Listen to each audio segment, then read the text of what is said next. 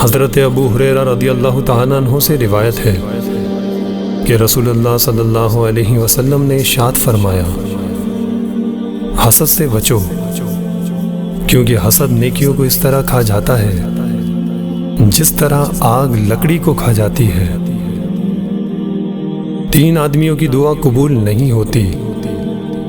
Number 1، جو حرام مال کھاتا ہے۔ نمبر 2، جو بکثرت غیبت کرتا ہے۔ نمبر 3، جو کہ مسلمانوں سے حسد کرتا ہے۔ حسد سانپ کے زہر سے بھی زیادہ خطرناک ہے۔ سانپ اپنے زہر سے نہیں مرتا، لیکن حاسد کو اس کا حسد ختم کر دیتا ہے۔ حسد اور گھمنڈ جب آدمی کے اندر داخل ہوتے ہیں تو وہ عقل کو باہر کر دیتے ہیں۔ مومن حاسد نہیں ہوتا، حاسد اللہ کی قدرت پر ناراض ہے۔ میں نے بابا جی سے پوچھا، یہ حسد کیا ہے؟ کہنے لگے، اللہ کی تقسیم سے اختلاف رکھنا۔ حسد کرنے والے کے لیے یہی سزا کافی ہے کہ جب تم خوش ہوتے ہو تو وہ اداس ہو جاتا ہے۔ کسی سے حسد نہ کرو، بلکہ خود بھی محنت کر کے حاصل کرنے کی کوشش کرو۔ جو انسان حسد کرنے والا ہو، اس انسان کا نفس موت سے پہلے ہی مار دیتا ہے۔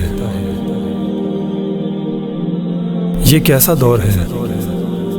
یہاں کوئی اپنے دکھ سے اتنا دکھی نہیں جتنا دوسرے کے سکھ سے دکھی ہے۔ زندگی کی اصل خوبصورتی یہ نہیں کہ آپ کتنے خوش ہیں، بلکہ زندگی کی اصل خوبصورتی تو یہ ہے کہ دوسرے آپ سے کتنا خوش ہیں۔ جس نے حسد پر قابو پا لیا، اس نے گویا اپنے اندر بیٹھے ایک شیطان پر قابو پا لیا۔ حسد انسان کا اس وقت تک پیچھا کرتا رہتا ہے جب تک کہ وہ اسے پلٹ کر مار نہ دے، اور یہ ایک بار مارنے سے نہیں مرتا، اسے بار بار مارنا پڑتا ہے۔ اس کا علاج محنت، قناعت اور شکر میں ہے۔ حسد کرنے والے کے لیے بد دعا کرنے کی ضرورت نہیں، کیونکہ وہ تو پہلے ہی سے حسد کی آگ میں جل رہا ہے۔ بہت ڈر لگتا ہے مجھے ان لوگوں سے جو باتوں میں مٹھاس اور دل میں زہر رکھتے ہیں۔ 3 چیزیں انسان کو تباہ و برباد کر دیتی ہیں: حرص، حسد اور غرور۔ جلنا چھوڑ دو، ورنہ دوزخ کی آگ بہت بری طرح جلائے گی۔ میں نے دیکھے ہیں دل میں زہر رکھتے ہوئے شہد اگلتے لوگ۔ جل جاتے ہیں میرے انداز سے میرے دشمن، کیونکہ ایک مدت سے میں نے نہ رشتے بدلے اور نہ دوست بدلے۔